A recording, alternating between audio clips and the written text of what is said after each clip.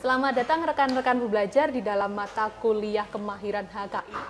Di pertemuan kali ini kita akan membahas terkait dengan jenis-jenis kekayaan intelektual serta sumber hukum dan prinsip-prinsipnya. Telah hadir bersama kita pakar HKI Dr. Diah Permata Budi Asri yang akan mengupas lebih lanjut terkait pembahasan kita pada hari ini. Jadi saya yakin rekan-rekan pembelajar sudah penasaran sebetulnya perbedaan fundamental atau prinsipal dari masing-masing kekayaan intelektual itu apa ya. Jadi di sini saya akan menanyakan lebih lanjut terkait perbedaan apa sih perbedaan antara hak cipta, kemudian paten, desain industri, dan merek. Nah, itu bagaimana Bu Dr. Diah? Baik, terima kasih Mbak Ayu ya. Jadi rekan-rekan pembelajar bahwa kita mengenal hak kekayaan intelektual itu ada 7 macam atau 7 jenis ya. Yang sering kita sebut sebagai rezim hak kekayaan intelektual. Ada hak cipta, ada merek, ada paten, ada rahasia dagang, ada desain industri, desain tata letak sirkuit terpadu, dan varietas tanaman. Nah, yang membedakan itu adalah pada objeknya Mbak Ayu. Jadi pada objeknya di mana masing-masing kekayaan intelektual itu memiliki objek yang berbeda. Misalkan ya, hak cipta itu objeknya ada pada ilmu pengetahuan, sastra, dan budaya. Ya. Kemudian pada merek itu yang membedakan ada pada objeknya, yaitu nanti kalau kita bicara pada merek itu adalah merupakan tanda atau simbol yang melekat pada suatu produk atau jasa. Jadi untuk mengenali suatu barang atau jasa itu ada pada merek biasanya. Kemudian desain industri juga beda, itu objeknya ada pada tampilan fisiknya, ya, desainnya ya, yang merupakan desain secara ada unsur estetikanya ya, yang mengandung 2 dimensi maupun 3 dimensi. Kemudian paten, nah paten itu bedaannya adalah temuan di bidang teknologi. Jadi terkait dengan teknologi itu semua ada di paten ya, yang terkait dengan invensi yang.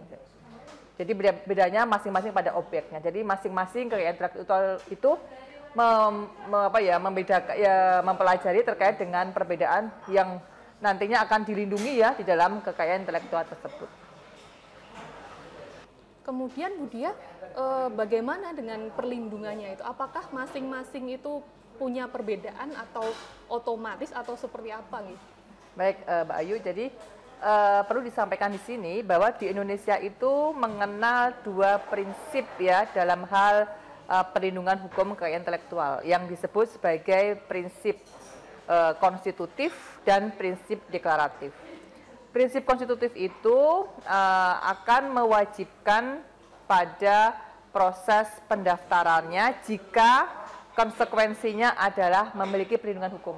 Ya, jadi jika nanti suatu HKI itu mendapatkan perlindungan hukum, itu harus dengan melakukan pendaftaran. Itu namanya prinsip konstitutif. Tapi ada jenis HKI yang negara memberikan perlindungan hukumnya tanpa melakukan proses pendaftaran, seperti hak cipta dan rahasia dagang.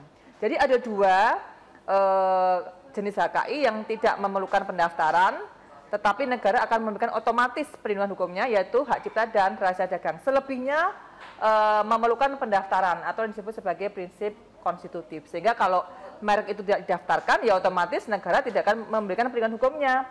Jika paten itu tidak didaftarkan, ya berarti negara tidak akan memberikan perlindungan hukumnya. Itu kira-kira proses pendaftarannya dan prinsip-prinsip yang ada di Indonesia terkait dengan perlindungan hukumnya. Nah, kemudian Bu Diah, saya juga penasaran nih terkait dengan durasi atau lama perlindungannya itu seperti apa ya? Apakah sama atau berbeda satu sama lainnya ya? Oke, jadi Mbak Ayu dan rekan pembelajar semua ya, jadi dari 7 jenis hak kekayaan intelektual itu masing-masing memiliki jenis atau jangka waktu yang berbeda.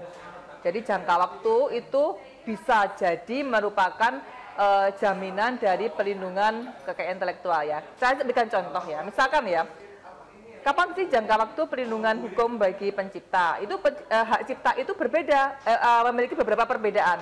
Kalau untuk buku musik itu biasanya jangka waktunya adalah seumur hidup pencipta plus 70 tahun setelah pencipta itu meninggal dunia. Untuk merek, jangka waktu perlindungan hukumnya adalah 10 tahun dan dapat diperpanjang bila merek itu masih dipakai. Kemudian untuk desain industri ada 10 tahun ya perlindungan hukumnya dan tidak dapat diperpanjang. Untuk paten pun demikian. Ada paten sederhana yang jangka waktu perlindungannya 10 tahun dan ada paten biasa yang jangka waktunya 20 tahun dan semuanya tidak dapat diperpanjang. Jadi satu-satunya jenis HKI yang perlindungan hukumnya dapat diperpanjang kembali itu adalah hanya merek. Jadi itu ya masing-masing perbedaan dari jangka waktu perlindungan hukum yang diberikan oleh negara. Kemudian terkait sumber hukumnya bagaimana ya Bu Diah? Apakah itu hanya ada di level nasional saja ataukah di level internasional itu ada hukumnya tersendiri seperti itu? Oke Mbak Ayu, atas pertanyaannya nanti saya akan menjawab dan akan belajar ya bahwa sebetulnya hak kekayaan intelektual itu adalah hukum asing yang diberlakukan di Indonesia. Jadi kalau dalam teori itu kita mengenal teori transplantasi hukum ya. Nah, sehingga itu hukum asing yang kemudian diberlakukan dalam sistem hukum di Indonesia. Kita memang memberlakukan hukum di Indonesia, hukum HKI itu berdasarkan dari berbagai macam ya regulasi ya, termasuk pada kesepakatan internasional. Kita mengikuti WTO ya. Nah, WTO itu mengeluarkan yang namanya regulasi mengenai HKI yaitu TRIPS ya. Kemudian TRIPS itu menjadi dasar dari pemberlakuan HKI di Indonesia. Sekalipun demikian, kita sebetulnya sudah mengenal HKI itu bahkan sejak sebelum Indonesia merdeka. Dari konvensi Bern ya, kemudian ada Outer Sweat yang memang menjadi cikal bakal dari hak cipta. Nah, saat ini Indonesia sudah memiliki undang-undang nasional yang memang memacu dari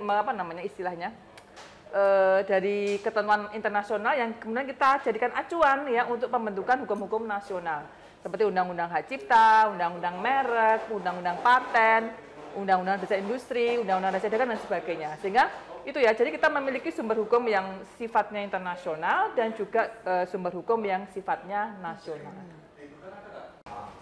Demikian penjelasan yang sangat sistematis dan runtut dari narasumber kita. Kita akan berjumpa kembali dalam video pembelajaran berikutnya.